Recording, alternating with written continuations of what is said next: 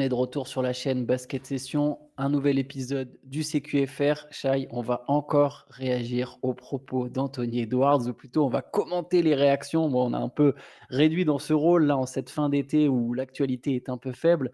En tout cas, ce qui est sûr, c'est qu'Anthony Edwards, en disant que Michael Jordan était le seul joueur skilled de son époque, et il a commencé à faire parler. D'ailleurs, il y a des mecs qui réagissent qui sont pas complètement concernés par l'époque. Je viens de tilter. Ça arrive Sur souvent et sur tous les sujets, ça arrive, t'inquiète, hein, c'est pas que le basket, hein. mais mais du coup, bon, Kevin Garnett et Paul Pierce, pour le coup, ont joué dans les années 90, dans la fin des années 90, au début des années 2000. Ils se sont sentis plus ou moins visés. Kevin Garnett et Paul Pierce, du coup, ont réagi dans leur podcast aux propos d'Anthony Edwards. Et Kevin Garnett, heu, ouais, ça l'a saoulé. On sent qu'il en avait gros sur le cœur parce qu'il a réagi quand même pendant quasiment 5 minutes, voire un peu plus. Pendant 5 minutes, il s'emporte.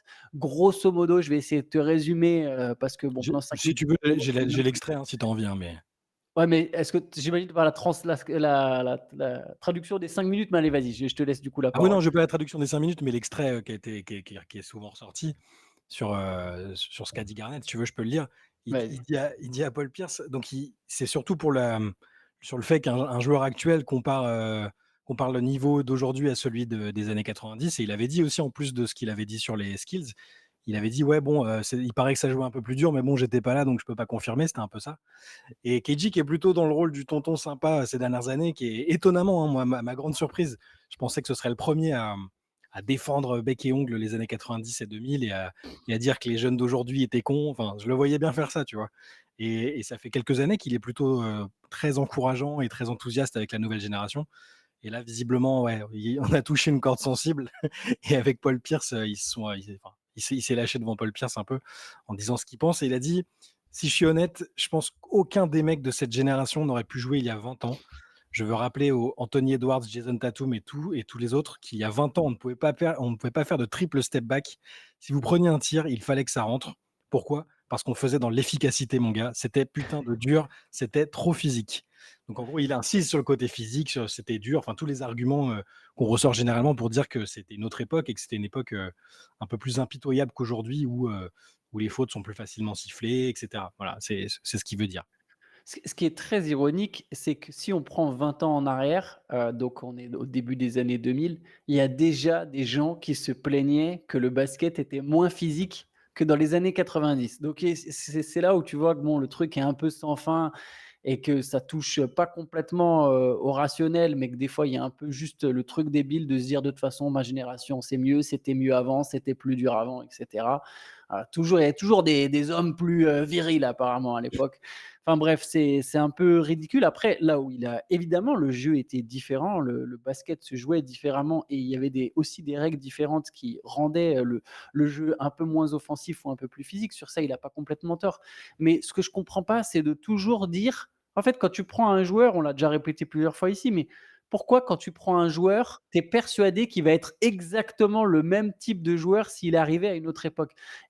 Et même sur l'aspect purement physique, il prend les exemples de Edwards et Tatum, mais comment tu peux me dire qu'il y a eu dans cette ligue à l'époque des Jerry Stackhouse, qui est évidemment un mec très physique, mais comment il y a eu des Jerry Stackhouse, des Larry Hughes, des Mitch Richmond sur ces postes-là, mais il n'y aurait pas eu un Anthony Edwards ou un Jason Tatum? Anthony Edwards, physiquement, bien sûr qu'il aurait tenu le choc.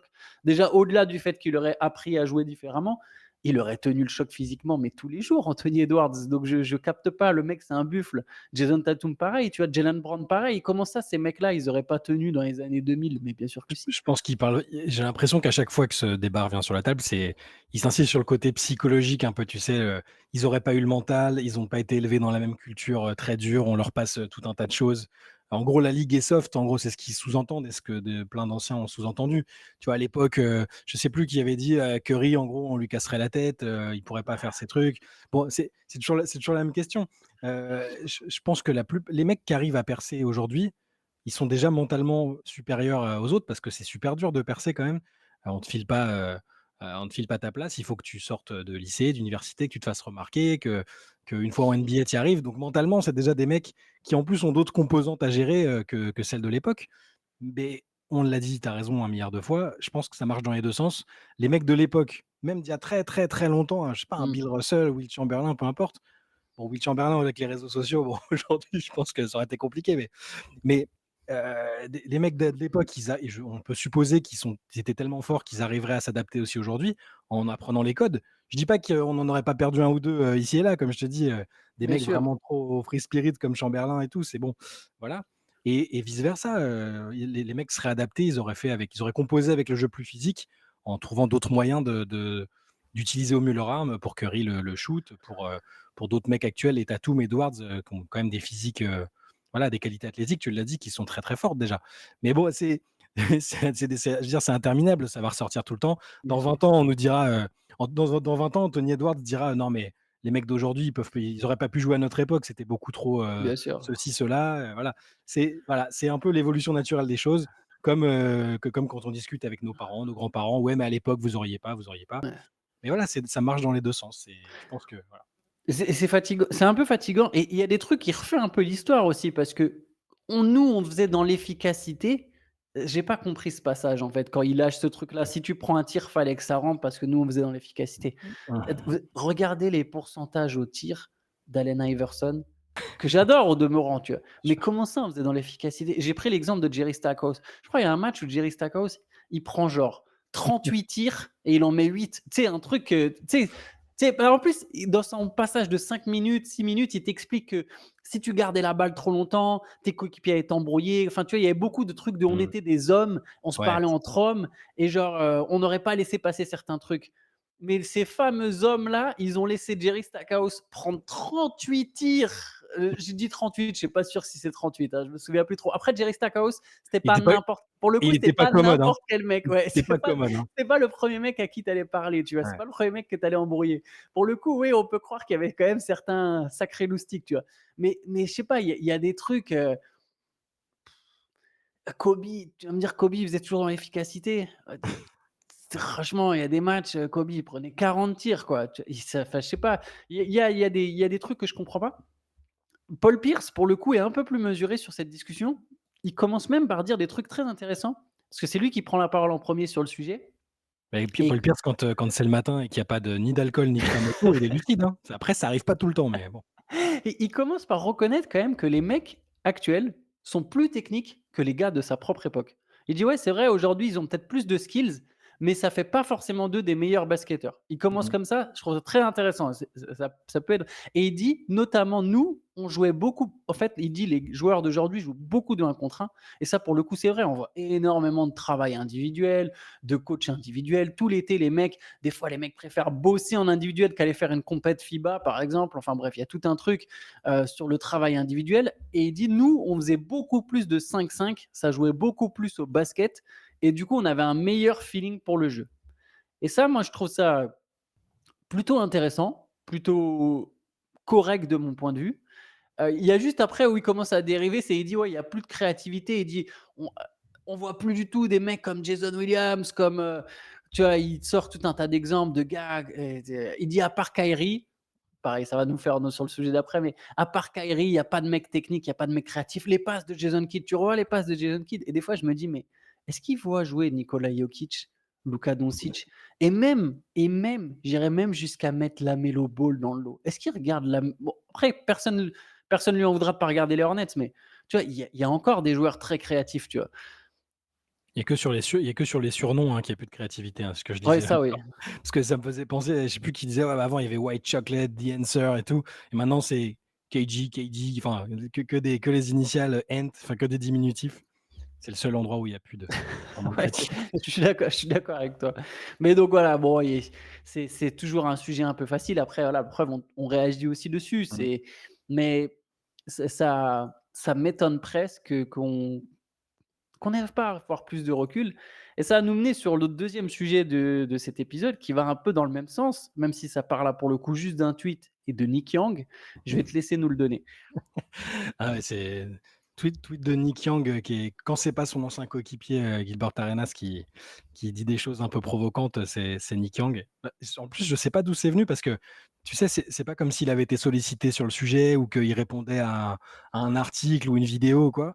Il a juste tweeté, je retrouve le truc en même temps: «Kyrie est à Curry ce que Kobe est à MJ. Les gens ont peur de dire qu'ils sont meilleurs». Donc sous-entendu que On a peur de dire que Kyrie est en fait meilleur que Curry et que Kobe était en fait meilleur que Jordan. Voilà ce qu'il a tweeté.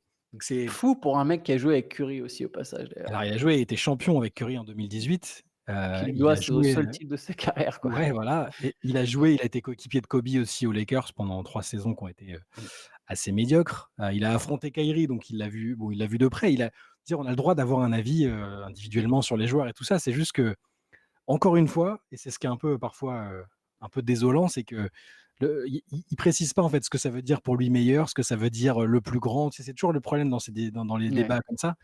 Parce que je comprends qu'il a le droit de dire, Kyrie est le joueur le plus technique qu'il y ait jamais eu, par exemple. Il y a beaucoup de joueurs qui le disent, hein. Mmh. Il fait des trucs que personne d'autre, est capable de faire à ce niveau-là. Mais de dire il est meilleur globalement que Curry, alors que Curry, il a une constance en carrière et un leadership qui lui a permis d'emmener plusieurs fois des équipes en finale ou jusqu'au titre, c'est dur de dire Kyrie est meilleur que Curry, tu vois? Et pour Kobe et MJ, c'est encore un autre débat, mais parce que les gens, parfois, les fans de Kobe surtout, disent que, enfin, de toute façon, c'est indéniable, je veux dire, l'affiliation, il a copié au mouvement près ce qu'a fait Jordan à l'époque. Donc c'est dur de nier ça, mais il y en a qui pensent qu'il a parfait Mmh. le jeu et le profil de Michael Jordan et que dans son prime, il était un basketteur plus complet, avec une panoplie plus complète. Admettons, ça peut s'entendre, mais de dire, Kobe était meilleur que Jordan et les gens ont peur de le dire, je trouve ça un peu dur, quoi. Surtout qu'au final, il y a pas mal de gens qui le disent. Il y a plein de mecs qui ont grandi Mmh. avec Kobe et qui, eux, du coup, ont Kobe pour idole et ils voient Kobe comme leur GOAT, tu vois? On voit des Mmh. classements du GOAT, je me Ouais. souviens de Brandon Jennings, enfin, il y en a un paquet, qui pensent que Kobe est le meilleur de tous les temps. Tu as raison, il faut toujours donner cette définition. C'est ce qu'on disait l'autre fois. Si tu donnes pas la définition, tu crées juste un débat sans fin, sachant que de toute façon, même avec la définition, on peut jamais vraiment trancher. Mais moi, j'imagine qu'il parle de l'aspect technique, purement du niveau de jeu. Ah ouais, sinon, Du coup, je sur vois pas. Kobe, bah, ouais, moi aussi, j'ai déjà entendu, bah, Kobe, c'est la version «parfaite» entre guillemets de Michael Jordan et du coup, le niveau de jeu était plus haut. Théo nous signalait à raison que sur n'importe quel aspect du jeu, tu peux difficilement affirmer haut et fort que Kobe était meilleur que Jordan, que ce soit sur le scoring, sur la passe, sur le rebond, sur la défense, et cetera. Mais sur Kobe, OK, Kobe, Jordan, mais par contre sur Curry, Kyrie, j'ai beaucoup de mal, en fait, et je trouve Kyrie ultra technique, mais je trouve que c'est une mauvaise appréciation des qualités techniques de Stephen Curry, en fait. J'ai l'impression qu'il y a c'est un peu comme tu as dit, c'est ils voient Kyrie faire des trucs que eux ne font pas, que les autres joueurs ne font pas, mais en fait, ça veut pas dire que Curry sait pas les faire, en fait. Tu vois, il a un handle, par exemple, Curry qui est démentiel, qui est peut-être pas celui de Kyrie, c'est exceptionnel. La finition sur les lay-ups de Kyrie et le handle de Kyrie, c'est des choses sur lesquelles Kyrie est tout en haut si tu fais un classement des Mmh. meilleurs joueurs de tous les temps dans ce domaine. Mais sur le handle, Curry, il doit pas être si loin d'ailleurs. Il a quand même une aisance balle en main qui est complètement dingue. Et on limite, je trouve, trop souvent les qualités techniques au dribble. Les qualités techniques, c'est plus que le dribble. En fait, il y a plein de choses que tu dois savoir faire. Et prendre un tir en sortie de dribble, ça relève de la qualité technique. Et il y a personne qui le fait mieux que Curry, en fait. Dans toute l'histoire de la NBA, il y a personne qui le fait mieux que Curry, ça. Et c'est un aspect technique. Donc, il y a plein de trucs que je comprends pas, tu vois. Si Nick Young avait dit, comme plein d'autres, avant lui, s'il avait dit: «Kyrie, c'est un extraterrestre, c'est le meilleur manieur de ballon qu'on a jamais vu, le meilleur dribbleur», aucun souci, c'est un meilleur dribbleur que Curry, il peut totalement dire ça s'il veut. Mais là, c'est encore une fois, c'est les termes, mais il est meilleur que ça sous-entend, c'est le plus grand des 2, mais on veut pas le dire parce que c'est Kyrie et que ça pose problème, tu vois? Et qu'on touche pas à l'idole Curry comme on touche pas à l'idole Jordan, dans une Mmh. discussion, enfin, avec Kobe. C'est toujours ça. Après, je vais pas demander à Nick Young de faire des explications ultra argumentées, ça a jamais été son fort, mais c'est juste intéressant là de voir la perception, qu'ont les joueurs eux-mêmes, même dans les discussions du GOAT, un tel est mon GOAT, un tel est le meilleur, on peut pas dire que machin est machin. Mais parce que, jamais personne n'a la même définition quasiment. Il parle de quoi? Il parle de grandeur de carrière parce qu'en grandeur de carrière, heu, entre Curry et Kyrie, je veux dire, il y a même pas photo, en fait. Donc Ah, c'est il y en a là-dessus un on qui a peut pas dire. gagné 4 titres et l'autre qui en a un, quoi. Ouais, mais même en dehors des titres, c'est-à-dire qu'il a jamais été vraiment le numéro un de son équipe, la raison principale pour laquelle son équipe a été, a été en finale, ça a été à chaque fois un numéro 2, un numéro 2 incroyablement talentueux et fort et décisif parfois.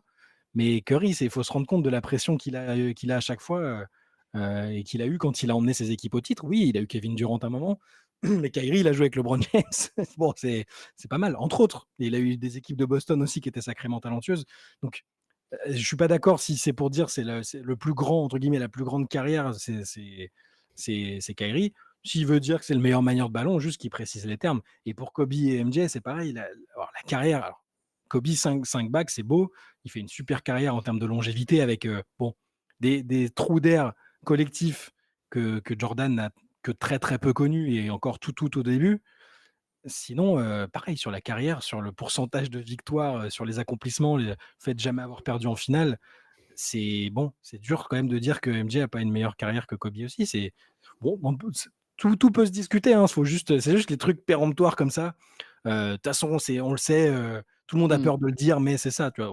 Enfin, s'il dit: «Moi, je trouve que Kyrie est un meilleur manieur de ballon, je trouve que Kobe était finalement devenu un joueur avec une meilleure panoplie qu'MJ». Moi, je veux bien tout entendre, tout se discute et puis c'est un mec qui a joué, je veux dire, il a joué en NBA et il a vu de près ces mecs-là. Donc et Ouais, puis ou il au a moins expliquer pourquoi il pense ça, du coup.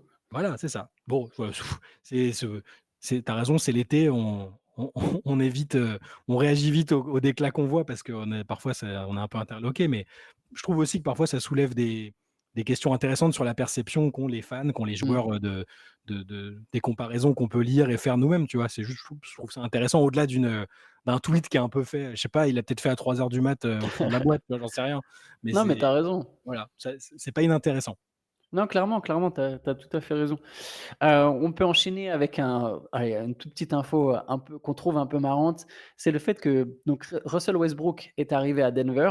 Russell Westbrook porte le 0 depuis le début de sa carrière. Ouais. Mais à Denver, il y a déjà un numéro 0. Enfin, il a porté le 4 à Washington, je crois, Westbrook, si je dis pas de bêtises.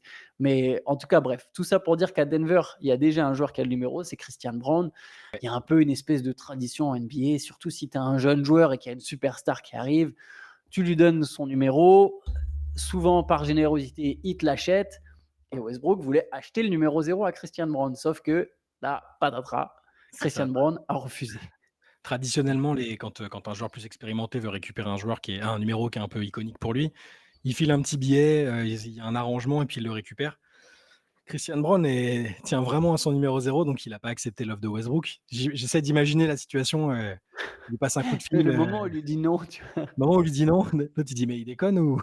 Après ils se sont peut-être vus, hein, comme ça, il lui a dit: «Non, j'y tiens vraiment, j'en sais rien», mais et du coup Westbrook a dû se rabattre, a dû passer un coup de fil à Hunter Tyson, le jeune joueur des Nuggets, Je connaissais même qui pas. Si tu m'avais voilà. dit où est-ce qu'il joue Hunter Tyson. Voilà, il était prévu, qu'il porte le numéro 4 et là Westbrook a même pas eu à donner d'argent et gratos, il lui a donné le numéro 4 qu'il devait porter cette année donc Westbrook portera à nouveau le numéro 4, mais à chaque fois, j'essaie d'imaginer les tractations, comment ça se passe, tu vois?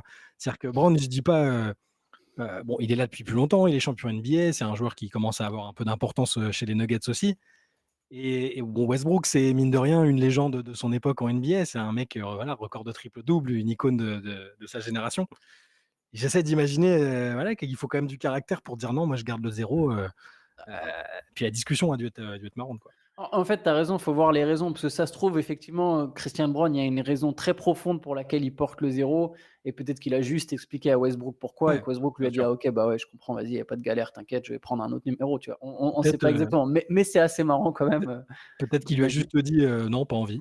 Tu vois? Tu peux pas C'est ça, en fait, juste si c'est ça, si c'est le scénario un peu simple parce que c'est le plus croustillant auquel on a envie de penser, de se dire qu'il lui a juste dit non. Je me dis qu'il va y avoir des séances d'entraînement et d'opposition parce qu'ils vont sans doute être face à face. Tu vois, Christian Brown, ouais, a priori, il sera le poste de titulaire. ouais. Ce qui, s'il n'y a pas une grosse évolution de son jeu, peut être quand même un peu problématique pour Denver. Et Russell Mmh. Westbrook, il risque d'être Le 6e homme. ouais, le sixième homme ou le backup, quoi, parce qu'il va jouer un et 2. Je pense que des fois, il jouera avec Jamal Murray. Et dans ce cas-là, il risque d'y avoir ouais, des petites oppositions à l'entraînement assez musclées, à mon avis. Je pense, oui. D'ailleurs, Aaron Gordon aussi va changer son numéro pour prendre celui de son Ouais. frère qui est décédé. Ouais, Drew Gordon qui est décédé, il y a au mois de mai, fin du mois de mai, dans un accident de voiture, si je dis pas de bêtises. Ouais, Ouais. accident de voiture, dans l'Oregon, fin mai, donc une triste nouvelle, hein, c'était un joueur qui avait joué en France, qui avait joué du côté de Châlons, un peu en France et donc Aaron Gordon, qui avait le numéro 50 jusque-là et qui, récupère le numéro 32 pour honorer son frère. C'est le numéro qu'il portait, habituellement, dans ses clubs respectifs. Donc voilà, Aaron Gordon, si vous prenez le maillot d'Aaron Gordon, ce qui est possible parce que c'est devenu un joueur un peu plus important ces dernières années, ce sera le numéro 32. Et juste dernier petit point, ouais, on peut finir là-dessus. La WNBA, c'était le retour de Gabby Williams. Elle a rejoué avec Seattle, qui a perdu contre Washington. Défaite un peu surprise de Seattle contre le Mystics de Washington. Ouais. Elle a marqué 3 points. 3 points, 3 interceptions, 4 rebonds, je crois. Ouais, c'est ça, elle sortait du banc, elle a quand même joué 26 minutes, hein, ce qui est pas mal. 3 points, 4 passes, 3 interceptions. Alors c'est plus, tu sais, on en parlait la dernière fois, mais pour l'instant, ça ressemble plus au registre, qu'elle avait, dans lequel elle évoluait avant d'exploser un peu sur la scène internationale avec l'équipe de France. Donc où ce ne sera pas la première option du Storm et dans ce match-là, elle a été active comme elle sait le faire et comme elle a toujours fait en WNBA, sauf que quand on est habitué à la voir en équipe de France où elle prend beaucoup de tirs et elle est, un peu l'arme offensive numéro 1, c'est toujours ça peut être un peu frustrant si ça se confirme comme ça. Mais bon et tu l'as dit, c'est une défaite très surprenante parce qu'à domicile, parce que Seattle est dans le top 4, parce que les Mystics font tout pour perdre cette année. Elles essayent pas spécialement de gagner les matchs et elles ont gagné de 2 points, 74 à 72. Elles sont elles aussi lancées dans un tanking actif pour essayer de drafter Paige Bakers notamment, une lutte avec les Sparks, avec les Los Angeles Sparks, qui notamment, hein, et qui essaye d'avoir Paige Bakers pour la prochaine draft en 2025 du coup. Yes, on va s'arrêter là-dessus. On se retrouve demain pour un nouveau CQFR. Et d'ici là, comme d'habitude, bonne journée à tous. Salut à tous. Ciao. Ciao, ciao.